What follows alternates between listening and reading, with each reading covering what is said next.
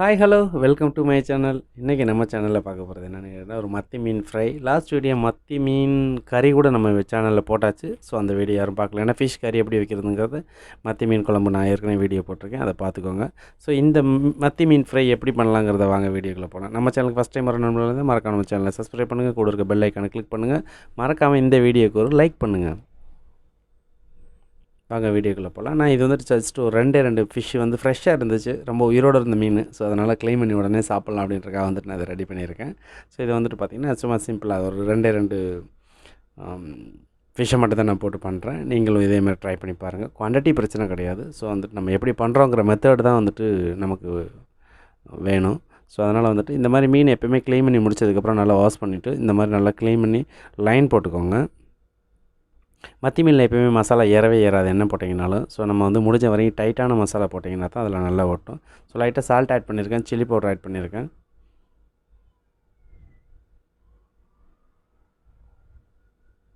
கொஞ்சம் ஜீரா பவுடர்,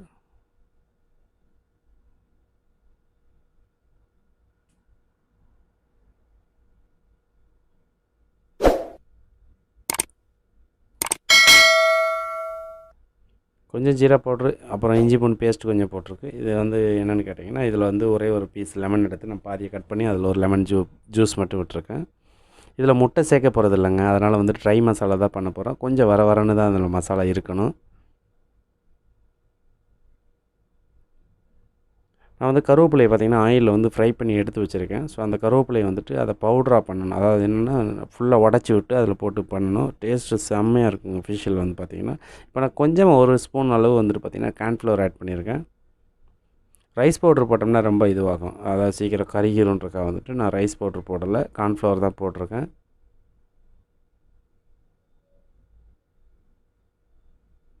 இந்த மத்தி மீனை பொறுத்தவரையும் பார்த்திங்கன்னா நீங்கள் எப்படி ஃப்ரை பண்ணிங்கனாலும் கருப்பாக தான் வரும். ஏன் அப்படின்னு கேட்டிங்கன்னா, அந்த மத்தி மீனில் வந்துட்டு அந்த அதாவது அந்த மசில்ஸ்க்கும் அந்த போனுக்கும் இடையில வந்து பார்த்திங்கன்னா கருப்பாக ஒரு லேயர் இருக்கும். ஆனால் பட் அதை சாப்பிட்லாம், நல்லாயிருக்கும்.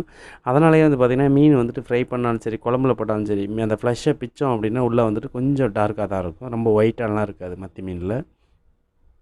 ஆனால் வந்துட்டு மத்தி மீன் தான் இருக்கிறதுலே வந்துட்டு பார்த்திங்கன்னா ரொம்ப ஹெல்த்தியான ஃபுட்டுன்னு சொல்கிறாங்க சீ ஃபுட்டில்.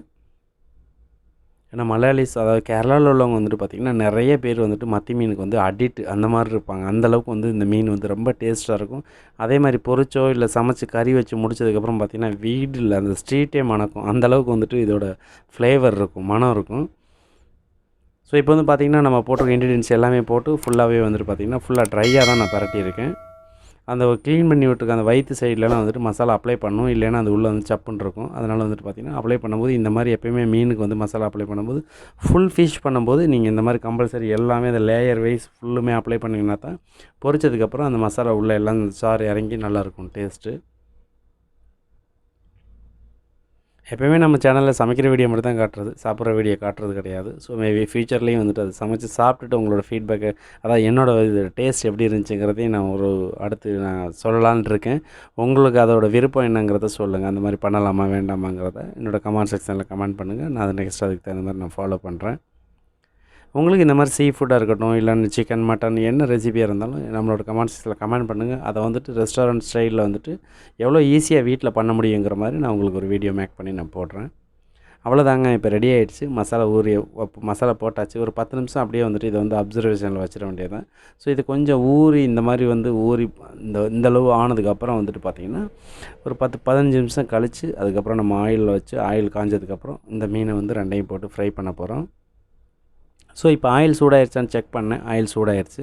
அவ்வளோதாங்க, மீனை வந்து பொரிச்சிட வேண்டியது தான். ஆயில் வந்து மீன் பொரிக்கும்போது எப்போயுமே வந்து பார்த்திங்கன்னா ஃப்ளேம் வந்து நார்மலான ஃப்ளேம் வச்சுக்கோங்க. ஏன்னா ரொம்ப சூடாக வச்சு போட்டிங்கன்னா சீக்கிரம் பிளாக் ஆகும். அதே மாதிரி அந்த ஃபிஷ்ஷில் உள்ள வந்துட்டு அந்த ஈரப்பசை இல்லாமல் போயிடுச்சு, அதோட அந்த ஒரு வாட்டரோட இது இல்லாமல் இருந்துச்சுன்னா ரொம்ப சுக்கா மாதிரி ஆயிரும். ஒரு மாதிரி சாப்பிடும்போது அந்த ஒரு ஃபீல் இருக்காது. எப்போயுமே அந்த ஜூஸஸ் இருக்கணும் அந்த ஃபிஷ்ஷில் சாப்பிடும்போது.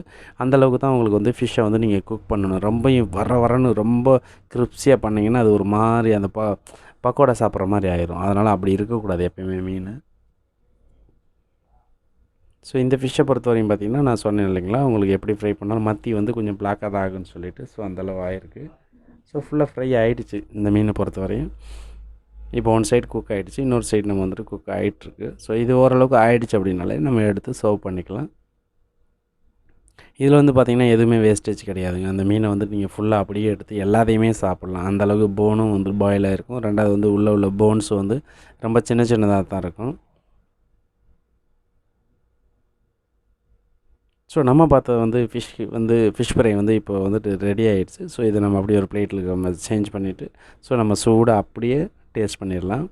வாங்க, நீங்கள் இந்த மாதிரி வீட்டில் ட்ரை பண்ணி பார்த்துட்டு உங்களோட ஃபீட்பேக் என்னென்னு என்னோடய கமெண்ட் செக்ஷனில் கமெண்ட் பண்ணுங்கள். மத்தி மீன் எத்தனை பேருக்கு பிடிக்குங்கிறதையும் என்னோடய கமெண்ட் செக்ஷனில் கமெண்ட் பண்ணுங்கள். இந்த மீன் ஃப்ரை வந்து ரொம்ப டேஸ்ட்டாக இருந்துச்சு. ஸோ இந்த ரெசிபியை நீங்கள் வீட்டில் கண்டிப்பாக ட்ரை பண்ணி பாருங்கள்.